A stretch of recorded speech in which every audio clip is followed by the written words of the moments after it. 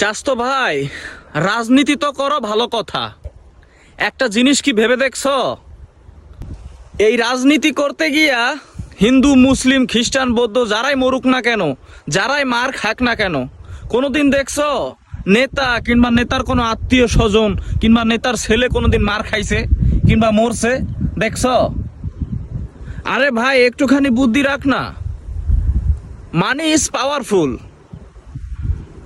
মানির কাছে যে রাজনীতির পাওয়ারও শেষ হয়ে যায়। তো তুই নিজে পরিশ্রম কর, প্রতিষ্ঠিত হ, কিছু করে দেখা, টাকা কামা বেটা। বিদেশ থাক না দেশে থাক, যেখানেই থাক না কেন, কিছু কর, টাকা কামা। রাজনীতি করে কিচ্ছু হবে না ভাইয়া, বুঝছস নি? রিক্সা চালায় হলেও টাকা কামা, প্রতিষ্ঠিত হ। টাকার উপরে কোনো কিছুই নাই। টাকার পাওয়ার যেখানে শুরু হয়, রাজনীতিবিদ কেন সব কিছুর পাওয়ার সেখানে শেষ হয়ে যায়। ক্ষমতা নিজে পায়ে হেঁটে তোর কাছে আসবে, বুঝছস নি?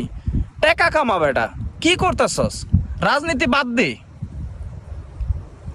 তোর বাপে কামাই করে তোরে খাওয়ায়, তোর কি লজ্জা করে না?